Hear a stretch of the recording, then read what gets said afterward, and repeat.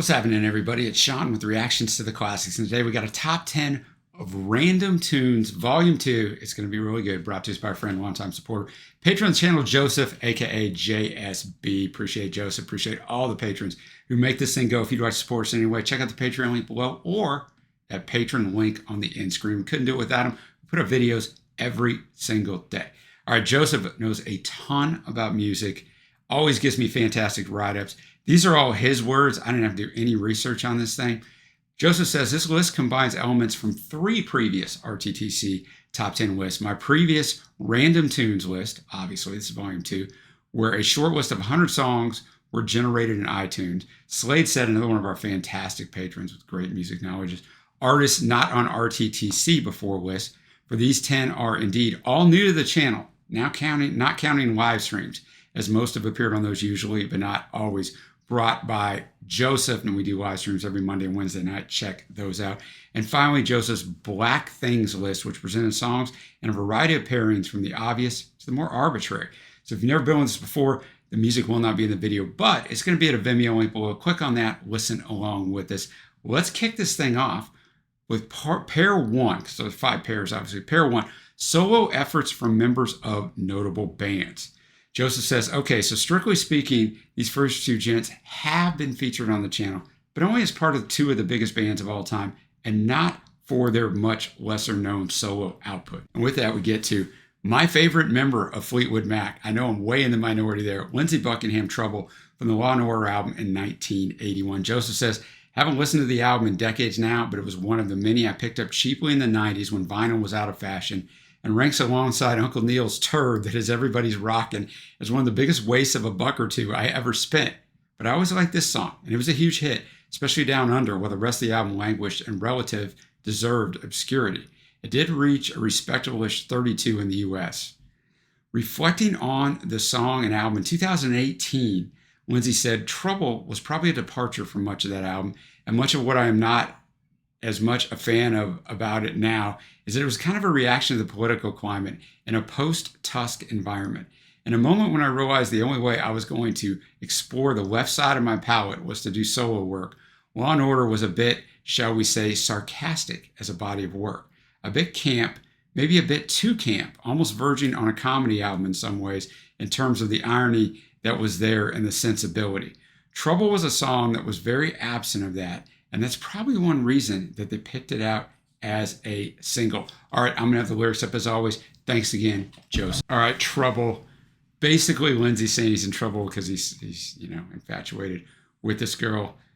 It has an interesting sound to it. I know this song. I thought I did. I mean, I don't know it greatly. I was 9 years old, maybe 10 at the time when it came out, depending on when it came out. I love Lindsey's Fleetwood Mac stuff, and most of his solo stuff, I just don't. And this song would be one of those. I don't really care for it. It's okay. It's not horrible. It's got a little of the Fleetwood Mac kind of backing in there. Oh, so I mean, I can see why it. I'm sure it was a standout on the album as bad as we thought, but the way he starts it out, 2, 3, 4, was actually really odd as well. Spent all my time defending Lindsey. I can't believe I was going in on him a little bit. All right, he's going against the great Robert Lamb. It's a Groove This Life. Of course, from the legendary Chicago, from the Subtlety and Passion album in 2003. Joseph says, Lamb has explored a wide variety of styles in his solo efforts, but generally kept away from the Chicago sound. But this album is the exception, coming 12 years after the then most recent Chicago album containing original material. And after years of frustration of seemingly being the only member with any creative drive left in the band, he effectively decided to make a classic Chicago-sounding album on his own. In 2008, he described the writing process for the album as, quote, like being in heaven. I spent a lot of time going over sketches I'd accumulated for years in my studios in California and New York. I knew it was an album that Chicago should have been doing, yet my subjects were about the loss of Terry Kath, my new life love with Joy, my children, 9/11, my relationships with my band brothers, all very personal. This was the point I needed to write my feelings rather than BS power ballad songs. How do you really feel? Joseph said in 2004, Lamb played his first ever solo show in, of all places, Auckland. So yes, I did get to see this track, probably my favorite off the album, performed live. And yes, I did get to meet him backstage afterwards, which was nice. Just a subtle brag, but not the only one that JSB will throw into this countdown. It's a Groove This Life. Robert Lamb from the great band Chicago. Definitely had a Chicago sound to it, no doubt about it. Not just because of the brass, just from the very beginning. Just kind of the feeling of the song.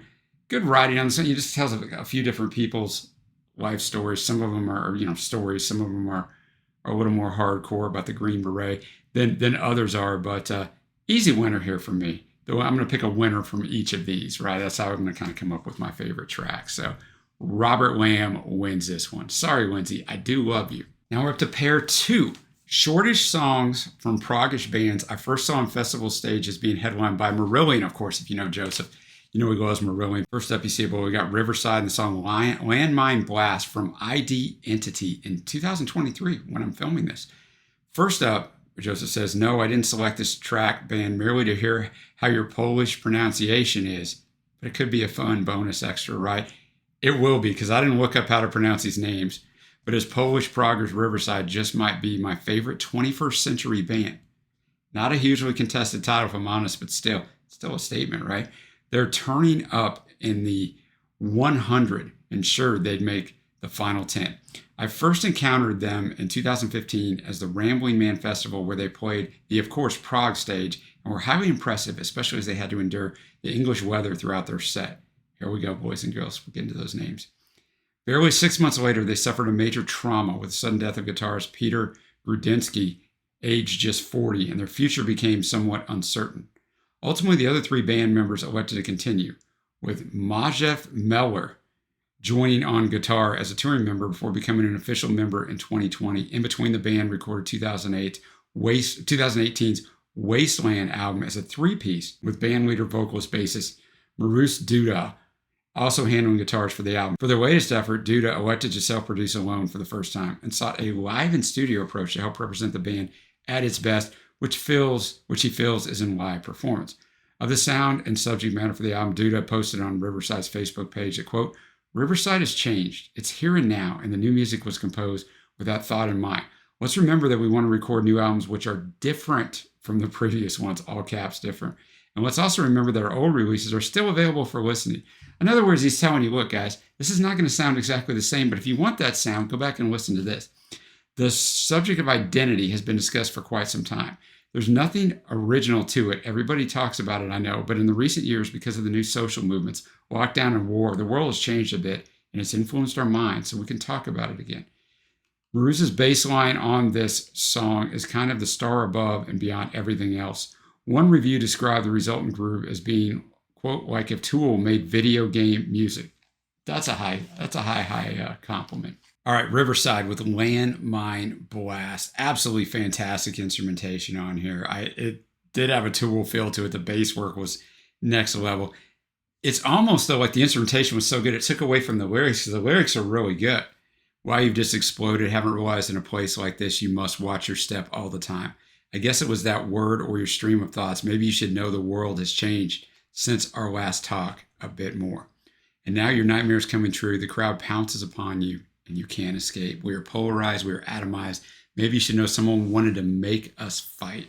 We have lost a sense of community, racing past each other, disconnected. So a really good job on the lyricism, which the lyricism sometimes takes a back seat on these types of songs. It's going against Wishbone Ash and their song Underground from Number the Brave album in 1981.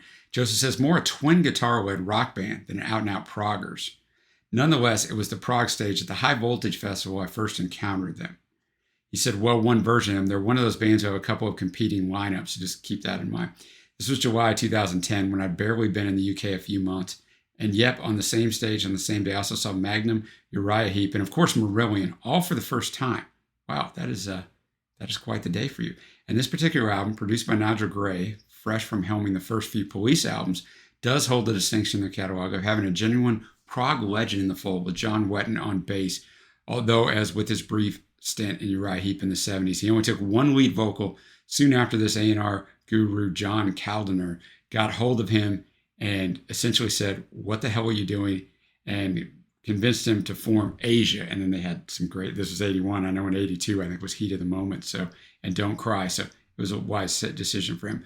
Wetton was replacing Martin Turner, who to this point had been the primary lead vocalist and bassist. This Nuclear War theme track features guitarist Andy Powell on vocals. All right, Underground by Wishbone Ash. Fantastic instrumentation as you would expect. Very just the underground, very just going through my head right now. Underground. Not as much of the lyricism on this as far, I mean, it's a nuclear war. They want us to go underground. It's not going to do any good, boys and girls. I want to tell you, but unlike the first battle, which was Lindsey Buckingham and Robert Lamb, like I didn't really love either one of those songs, right? But I chose Lamb as the winner.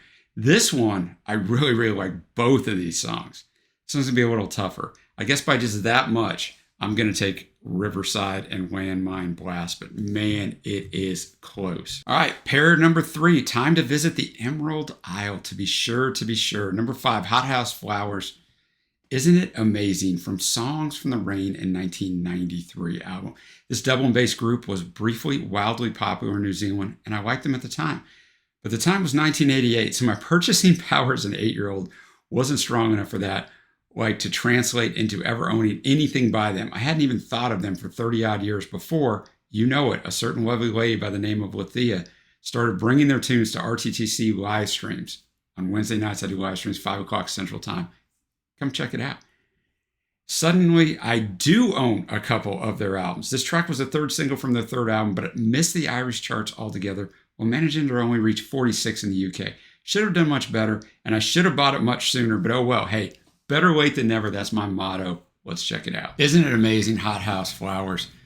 Just the musicianship on here are top notch. You got the saxophone coming in, but the call and response, the anthemic chorus, it's almost gospel type with the chorus, right? Just a fantastic song. Every cry is a song, and every song is a prayer, and our prayer must be heard. Fill the air, and every cry is a song. Every cry is got to find the right note, how to make the right tone, how to keep it true to ourselves. Where we're coming from, what matters most is us. What matters most is now. What matters most is this. How it comes and where and how, passion. And they repeat that every song. Cry is a song, every song is a prayer. Just so well done. I'm not calling this thing yet. We got Dermot Kennedy, Better Days, 2021 single, later included on Sonder in 2022. Joseph says, conversely, here's me being almost ahead of the curve, or at least on it for a change. While this passed me by in 2021 when it was a genuine top 20 success, I'd latched on to Dermot by the time of the late 2022 release of his 2nd album, which, like his debut, hit number 1 in both Ireland and the UK, on which it now has a home. This was one of many highlights at his gig at the O2 Arena in March, where it, shall we say, made a change not to be one of the younger audience members, though not hideously out of place either, I should add. Yeah, I get that. Better Days, an encouraging song telling her that things are going to get better, right? Just hang in there and they're going to get better. Great production here, like the backing on there, like Dermot's build on this song, just fantastic. This one's, I don't know, man. I want to cop out on this and just pick them both. I mean, I guess I can't. I guess I'll go Hothouse Flowers, but man, this one pains me as well. Because Dermot Kennedy, Better Days is just fantastic.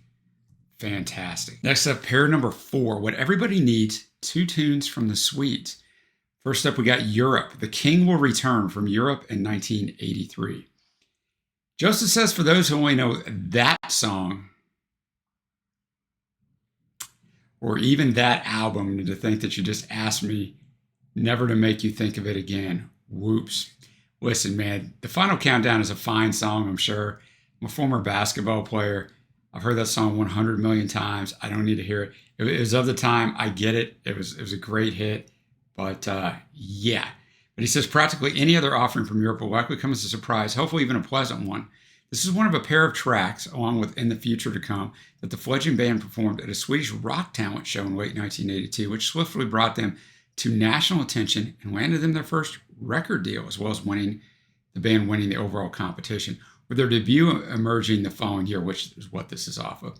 At the time, they didn't gain much international notice, but the album did reach a Swedish top 10, sufficient proof that they were right not to, quote, cut their hair and sing in Swedish, which had been demands of record labels in the past when they sent demos out just a couple of years before. The King Will Return. Really good guitar work there. The story is they're in a battle and they didn't stand a chance, and so the king is sad because a bunch of his guys got killed, so he leaves. He comes back 2 years later, And everyone is so happy because they were sad that he was gone. And now they can kind of restart their kingdom and, live happily ever after, so to speak. It's fine. I don't love it, but it's okay. Next up, we have Ghost with the song Spillways from Impera in 2022. Joseph says, another surprise visit to the present day in a band who has steadily been growing in popularity over the last decade or so, to the point that their latest album reached number 2 on both sides of the Atlantic and topped the charts in half a dozen European territories. This is probably the catchiest track contained within, but like most Ghost, has a darker edge to it, just below the surface. Ghost frontman Tobias Forge describing it as, quote, an elegy for the darkness that most people have inside. When you have a dam, spillways are the runoff so the dam won't overflow. That darkness inside us needs to find its way out. Joseph says there's a version, I saw this with Joe Elliott featured as a guest, but let's stick to the original album version. Joe doesn't add much, if we're honest. As a diehard Def Leppard fan, I could take offense to that. However, I've heard my man Joe sing in the last several years, and I can understand that. Spillways Ghost, fantastic song. Fantastic lyricism, instrumentation, vocal performance. Just really enjoyed that one. Give you a little taste of the verse, pre-chorus. All your faith, all your rage, all your pain. It ain't over now. I ain't talking about forgiveness. All your faith, all your rage, all your pain. It ain't over now. Of course, it's a cruel beast that you feed. It's your burning, yearning need to bleed through the spillway. So what he was talking about, the quote, like, you've got all this rage and you've got to let some of it out. The verse 2, you keep a casket buried deep within. You try to mask it, but fall back in sin. You want to shake it off, but you're stuck inside. So just it's a well-written song, really good song, which probably kills the drama of who the winner of pairing number 4 is. It's Ghost, Spillways, and a Runaway. No offense to Europe, seriously, no offense. All right, we're to our 5th and final pairing. We got 70s singles/title tracks. Joseph says, blimey, hard to believe it's taken this long to get to the 70s on a JSB list, and that is shocking. But here are a couple of enjoyable singles from that decade. One a minor chart entry, the other a classic smash from an almost one-hit wonder, and coincidentally, both happen to be the titles of their parent albums. So as you see below, we got Atlanta Rhythm Section Dog Days from album of the same name in 1975. ARS, as they're also known, were a little different from your typical Southern rock band. They had the chops, as the name suggests. They were the house session band at Studio One in Georgia, but were more focused on songwriting than jamming, and all the better for it to these ears. As Southern rock bands go, they could be seen as a precursor to what 38 Special did in the 80s. I was a huge 38 Special fan, and I can go either way on Southern rock, though. Starting out in Decca, ARS made 2 unsuccessful albums before switching to Polydor for the bulk of their career. They would finally achieve significant success with their 4th Polydor album, 6th overall, for a late 70s run of 3 gold or platinum albums and 5 top 20 U.S. singles. Never heard of these guys. Maybe I know one of those songs. But some of their less successful earlier tracks are every bit as good, this being a case in point. This track from their 2nd Polydor album was written by the band's producer-manager Buddy Bowie alongside band members keyboardist Dean Daughtry and drummer Robert Nix, who was the band's primary lyricist. Which you don't see often for drummers. It happens, but not often. Kind of a 70s Southern rock answer to Summer in the City, I guess, with its tale of 2 hot days being salvaged by the nights. Single only managed to reach 64, with the album itself achieving a lowly peak of 113. But I'll tell you what, it was a battle on those album charts in the 70s. All right, Dog Days. A lot going on there musically. It's talking about the dog days of summer and things like that, but a lot going on musically there. I mean, it's much more chilled out than what I expected for Southern rock. And I know you didn't say it was totally Southern rock, JSB, just that they were a little bit different than normal Southern rockers. But then it did get into a little bit. I like the harmonies. It was well done. I don't think it's going to beat out the next song for me just because I know the next song. The last song on this list. You see it below. It Never Rains in Southern California from Albert Hammond. Joseph says, even though you were only 1 at the time, I'm guessing you're at least somewhat familiar with this one. I am. Albert's big U.S. hit. He did have a second U.S. top 40 hit with the fairly silly I'm a Train in 1974. Conversely, neither were hits in the UK. But he's a one-hit wonder here, too, for the Free Electric Band, which made the top 20, but only got to 46 states. See, Joseph's a big charts guy, and I'm a big charts guy. So that's where you're getting all this info, and I enjoy it. Of course, that all does him a huge disservice, and I was lucky enough to see and briefly meet him circa 2014 at a gig where we performed all of those. So, another little humble brag there. I got you, Joseph. Along with many of the gazillion hits he had a hand in writing for other artists before, during, and after his brief spell in the limelight as an artist in his own right.